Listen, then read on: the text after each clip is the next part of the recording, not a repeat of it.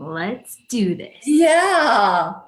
Hello, everyone. Welcome to Facebook Live. And I am with Sarah Davison Tracy today.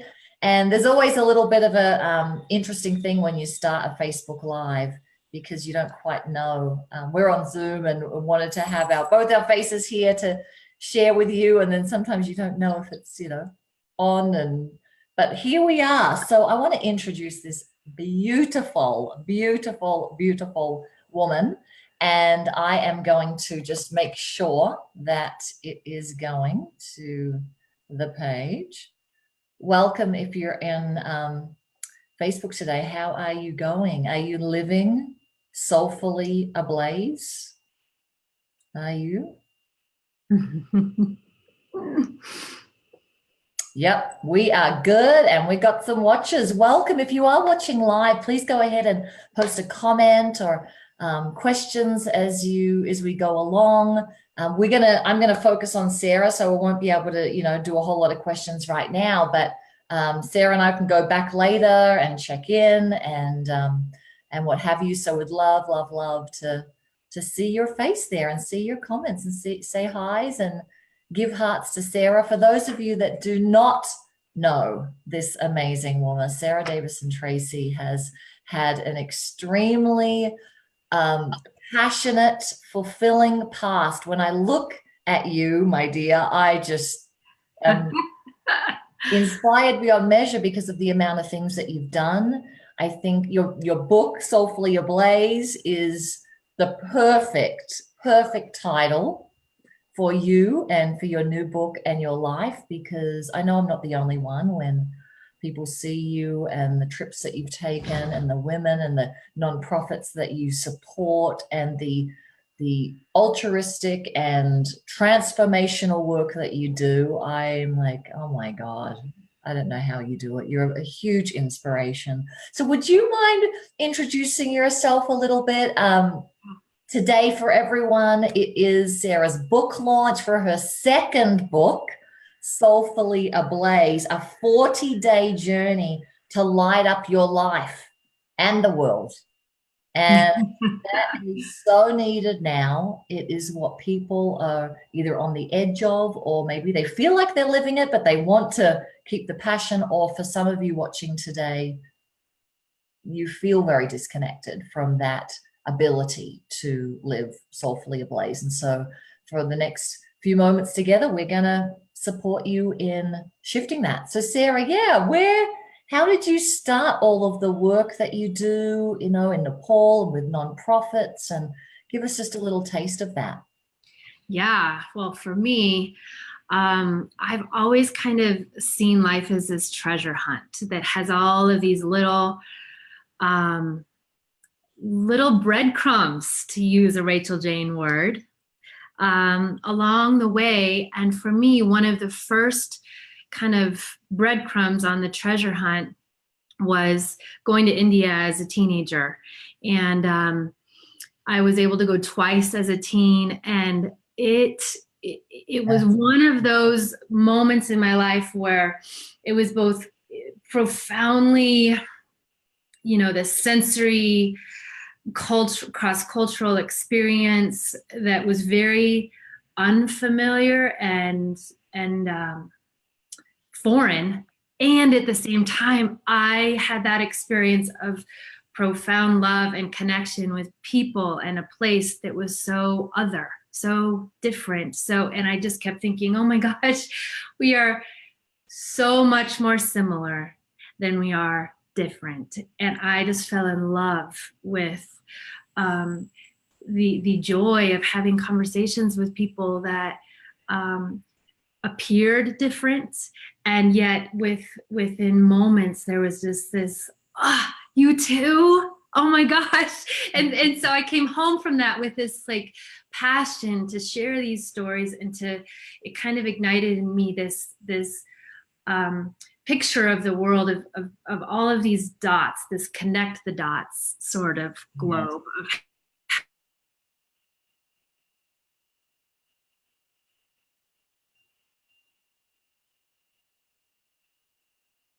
You just frozen a little bit, but yes. So you said connecting the dots. Yeah. Did you go over with your parents, or was it a school trip? Like, how do you have the blessing to go I over? know. I went with my church. It was with, I got to go be a part of a community in India that had an orphanage, an agricultural center, a vocational center, a hospital. And so I got to, at the very beginning, kind of like dip my toe in all these different ways to love and serve people. Yes. And yeah, the first time I went for 2 weeks, and the second time I went for my whole summer.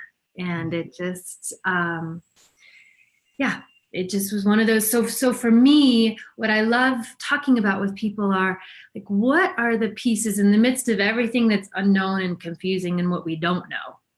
What are the pieces that you look back at that have just been like, I have a clue to what matters to me, what lights me up, to what I love to do, to what has that ease and effortlessness within the rigors of being human. And so for me, that was one of those things. And it's just been fun to share that message and have that conversation with people as I No. go along. Yeah. And there's been this, very service oriented pull in, Yeah. in a specific way. So you went to India. It was a service trip in a way, and knowing the culture. And so what sort of progressed you to the work that you do now, with nonprofits, with fundraising, with your own transformational coaching and work and books? What were some of the biggest things that either tripped you up as you were trying to find what your real purpose was, and what really supported you? And I know much of it is in the book with the 40 days to really finding that path to Yeah. work passionately. Yeah. Yeah. Yeah. So I'm going to start with the thorny part, what tripped me up, because, and actually that's also in this book, in addition, because I believe the thorny stuff, the trips up, can have the opportunity to have, I have a section called Purpose in the Pain. Like, so for me, one of the great laments and challenges in my life has been a couple things. One, feeling like everyone around me was doing awesome things and living these purposeful, meaningful, impactful lives. And I was just like so inspired and so excited and proud, because many of them are dear, dear friends of mine. And then there was this like little bit in me like, am I always only going to be a cheerleader? Like, what's my part? Do I, dare I, Yes. And there was just this niggling in me of like, I've always been kind of a quester and a transformation junkie, of like, what color is my parachute, and the artist's way, and just since I was a kid. And so in the midst of it, there was a bit for me of a hustle of like trying to figure it out, trying so hard, and having moments where I was just like tired of the trying. Yes. Tired of not knowing. Yes. Like, what tired of not knowing what my purpose is. Lie down, sweetie. Rachael Jayne's little puppy. But what really got me, what you said, is about the you said being the cheerleader, and am I going to just be the cheerleader? Yeah. And that conversation. And I think a lot of people are in that. Like, there is the call, but they're sort of going into a cheerleading as a well, that's like second prize, versus me really feeling. Do you find that with people you work with? All the time. I mean, for me, and of course, for me, the both and of it, like the polarity of it is, I profoundly believe in this community, this collective, this tribe, and that cheerleading is like this awesome vocation that each of us have in each other's lives. Like, how do I cheer Rachael Jayne on? How do I cheer my daughter on? How do I cheer my husband, my friends, my tribe? And how do we pay attention to like when it's time to rally the troops around us to like cheer us on. And so for me within this is this sense of worthiness um, of that sense of I hope and claim that even before I know it, I am here with a unique, one of a kind purpose that is because I'm living and breathing. I just fundamentally believe that I'm here with a reason. And so is every single individual person on the planet. And whether that is, it doesn't have to be a big thing. It can be a very beautiful commitment to raise your kids as a stay-at-home parent. It can be a commitment to be a wholehearted, compassionate neighbor in your neighborhood. Yeah. And it can end up rippling out into these, big, like, how do I connect with people in very distant lands and make a difference in their lives and invite them to make a difference in mine, but just paying attention to, to the nudges and the inclinations and the passions that are maybe small, as you mentioned at the beginning, like the flicker to the blaze, whatever it is, just to fan that in ourselves and in each other. I love that because so often people are in their false self, trying to like, I've got to live on purpose. It's got to be a big thing. It's got to, if it's not big, I'm not significant. Right. That's not the path to living soulfully ablaze. It's that flicker and letting that build, or the little moments. Yep. There's a lot of people that on purpose, so to speak, but they're not living soulfully ablaze. They're stressed. Yeah. They're not in the relaxation of the receiving that next thing. They're just on purpose, in quotes. Yeah. So tell us a little bit about the book and what it can support us in this 40 days. Does it take, how many minutes per day do we need for the 40 days? And for those of you that's just watching and joining us on Facebook Live, I'm with Sarah Davison Tracy. Her second book is out today, and what you can do to get it, which we would so love and invite you to get it today because it's a launch day and she's hitting the Amazon bestseller list today. And we're helping to make that happen and really get this work out into the world more, is go to Amazon.com and just put in Soulfully Ablaze and it will come up, and buy it today. And so it's a 40-day journey to light your life and the world. And so, how long does it take? And give us sort of a taste of the book. Yeah, so a taste of the book is to connect with what you were just saying, is that what fueled me to write this book was really this passion and commitment to write a book that would meet people at different places, whether it's the blazing, passionate humanitarian that's doing some amazing things and from the outside looks like, wow, that person's life is ablaze, but perhaps inside they're tired, they're isolated or alone, working their tail feather off, to the person feeling like there's not even a flicker, like the match is soggy. I have a friend, that talks about soggy matchbooks, like anything in between, that there's this sense of, so I wrote this book to try to have these many, many ways to kind of light the match. And to, if the blaze is bright, to really shore up what is going on in this blazing life at a deep internal level. So each of these 40 days has a couple elements. It has a very short and simple reading to kind of be some nuggets of inspiration and content and stories from my life and people around the world that I know and love. Nice. And then it has, each of these 40 days has what's called a pop, or a place of pause.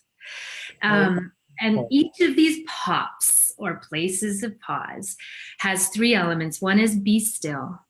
And it's not about figuring things out. It's not about like what to do or strategizing, or it's just like breathing, paying attention to your body. Those that like to meditate or pray, it's kind of with that spirit. For a lot of people, it's literally doing nothing for the first time in a long time. And I have a few little, it's kind of like spoken word poem pieces to kind of set that up, to invite people to just, if you're a yogi, you know, to calm, to center, to ground. And really, it's for me about like opening up to just receive whatever you or I need in that moment, and trusting that we will. Yeah. And then next piece is about kind of contemplation and pondering. And so I have some questions that connect to the reading, and really invite folks to pay attention to what is clamoring inside, like, or whispering or shouting, that sometimes we're so busy we don't even hear the shouts. Like, so this is like a whole workshop in a book. Yes. Yes, and it's with this commitment and deep belief that this is not, these pops, these places of pause, it's not about me inserting what I think is important into a reader's life. It's just about me creating these 40 moments for a reader to glean the beauty and the glittering gifts that are in each of our lives now. It's just like, yes. And then the third piece in these pops or places of pause is about engagement. And it's about whether it's a teeny tiny or a big thing, just practice. It's with this belief that we learn with this kind of weaving of being still and contemplation and engagement. Any one of those things alone, it's not great. Like the contemplation alone, we end up being alone. Like with our journal in our cozy meditation room, but alone and not able to find the joy of like, wow, what's it like to practice doing what I love, or offering the gift that I have. So the engagement piece is kind of like, how do we work in the being still and the pondering or contemplation into the fabric of our everyday life? That is beautiful. Yeah. So that's 40. Have you got the book right there? I do. Would you mind taking us through one of your favorite? Yeah. And for those of you that you're just joining us on Facebook Live, I'm with Sarah Davison Tracy and my dog, who's so excited about this. He's 18 hours a day, and now he's all, and I have to say, just listening to you speak, just feeling the transmission of your soul ablaze with your words. So beautiful. So beautiful. You are the demonstration of it. And I'd love, for those of you that have just joined us, you can go to Amazon.com. I'm going to put my doggy out and go to Soulfully Ablaze. Just put in Soulfully Ablaze, it will come up. And it is Sarah's second book that is coming out today, and our community love her. I know many people watching here love her. Go buy her book today, help her reach the bestseller list, and she's going to take us through a little piece. Take it away. All right. Speaking of putting dogs out, this is like such something that gives me a chuckle. It's like, you know, in the midst of the everydayness of our lives, like Facebook Lives, our dogs need attention. Facebook Lives, my nose is running. And so I have to keep like, because I'm so excited. I think it's making everything in me run like crazy. So I'm going to, Rachael Jayne just asked me to share a pop or a place of pause with y'all. And this is, so the pops in this book, this book is beautiful, by the way. I had some friends just pour so much beauty and love and creative brilliance into helping me make this book, right? So gorgeous. This is a drawing in India on the front. That's this piece of fabric that we transported to make this beautiful backdrop. But we really tried, as from the words that I crafted to like the text that we chose and the layout that we chose, we wanted this like opening, like as someone opened the book, that they would be like,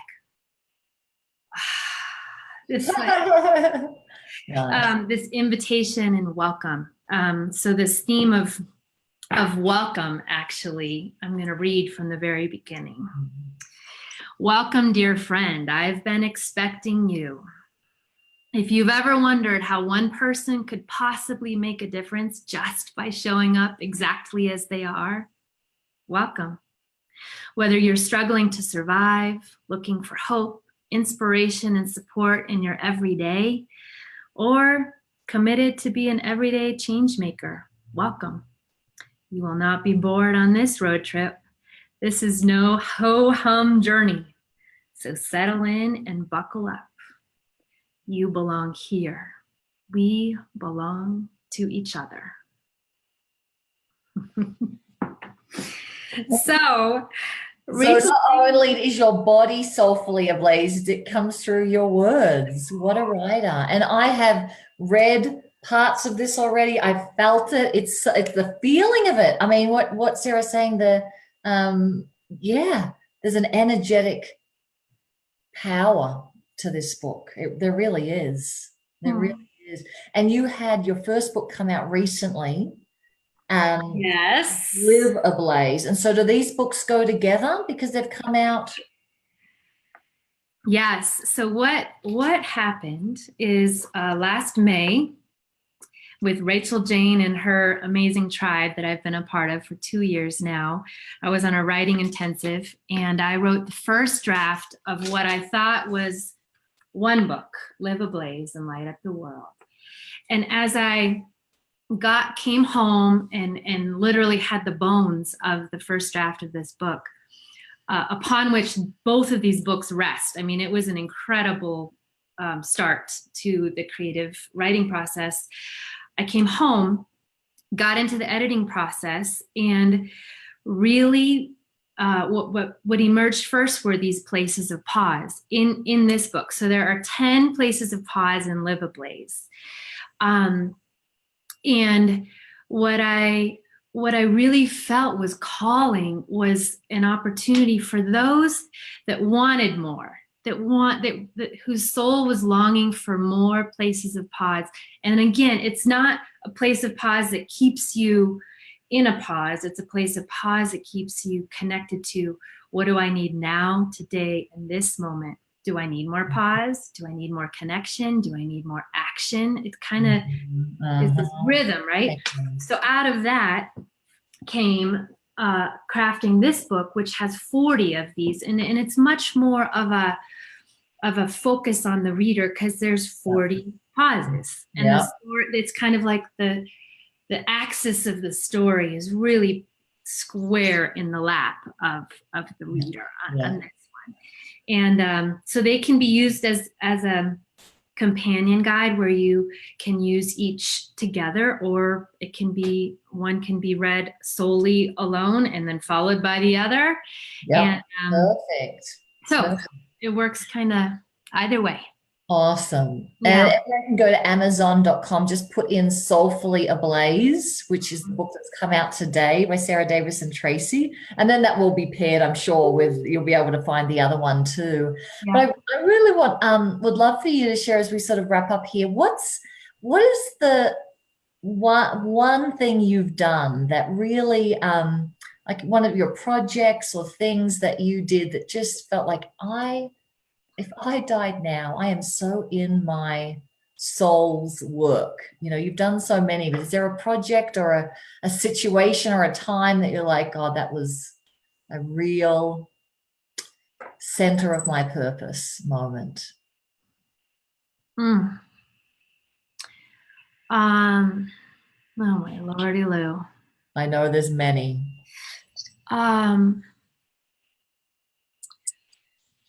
I think just because it's so present to me today, it is the process of crafting and sharing with the world. I think it's just here and now. Because these books for me have been this coming together of all of these seasons and all of these parts of me that for a long time I was like, how the heck does that part fit with that part, fit with that part? And so these books for me have been like parts and people. It's been this coming together of like in a mysterious, like beyond me, extraordinary way. And so I'm just going to say it's this here and now. And well, I know people will learn all about the things I know that you've done that are amazing, amazing in the book.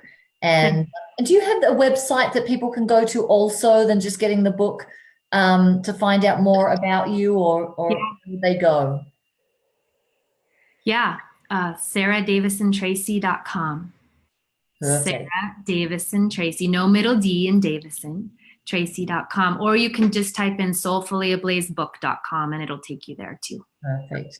So I'll get you to go in and post it in the Facebook for those of you who are watching, and make sure there's that. But I just think that there is so many people that are saying, I want to know my purpose. Yeah. I want to live a much, much, much more fulfilling life. Yeah. I don't know where I go. They get in the what I call the safe problem of confusion. Yeah. When you sort of know that next divine breadcrumb, you have to pick it up. And that's not always comfortable. That's not always easy to do that. And so I can't recommend highly enough for this book to take everyone through that's watching, that you're feeling called to, a 40-day process that's going to lead you, and that you're not going to be on your own trying to figure that out, and you don't have to get on a plane and go anywhere. You can do it from your own home. And Sarah is a brilliant teacher, but more than that, a transmitter of this energy that you live, which is ablaze. Thank you. Is there anything else you want to share as we complete? What's your message for the rest of the day? Most of us are watching this in the morning here in the US. It's her book launch. Huge congratulations. Go to Amazon.com and help her become a bestseller today. And not even on today. Some of you will be finding this days later. But what message do you want to leave us with? Okay, so the message that comes to me when you ask that is, it's this concurrent message of wanting to light a fire for what's each of our unique ways to be loved, to serve, to pour out like blessings on the world, right? And in the midst of that, it's this message of, before you do one more thing, you are loved, you matter, you belong to a large, mighty human family, that it's not about doing something to earn that. It's not about doing something so that you become more or you are more valuable. It's about like right here, right now. And I believe if we can take just a drop of that in, I believe there's just an exhale that happens in us. That we're like, oh my gosh. And then the irony is, we're actually freed up to do more than we ever dared to dream before, because we aren't doing it to become more, to matter more. It's just this beautiful, like, we're just doing it for the love of ourselves, for one another, for life. And so I guess it's just a deep nudge of hoping that as you guys watch this and hear from Rachael Jayne and I, that you just feel a heart swelling with some love today. It's like bringing these continuums of all the past things you've done and what you haven't done and where you failed and where you succeeded, and this futurizing that we tend to, us purpose-driven people, and just bringing it right here. Yep. How do I live a blaze or a flicker right now? Totally. Perfect way to end. Thank you so much, Sarah. Thank you, Rachael Jayne. Head on over to Amazon.com, support her launch today as we are. Please feel free to share this. Anyone that you know that is struggling maybe with their fulfillment, their happiness. You want to take a stand for, like, this has got to be in the present moment. It's happening now. It doesn't happen later. Please share this on your timeline, or anyone that feels like it would be a huge benefit to them, which I think would be many. So head on over to Amazon.com, put in Soulfully Ablaze, and we'll come back and do some comments at the bottom. Thank you so much for watching live or the recording, and have a wonderful day, Sarah. Thank you. And everyone, you have to know this book has been a picture of what happens in community and with tribe. And Rachael Jayne and her Groover company and tribe has been at the center of what has set this book ablaze in my life and in the world. So Rachael Jayne, thank you for your Very heart. welcome. I'm so grateful. Yeah. Okay. Team effort. Good. Have a good day, everyone. Big hugs. Talk to you later. Yeah. Bye.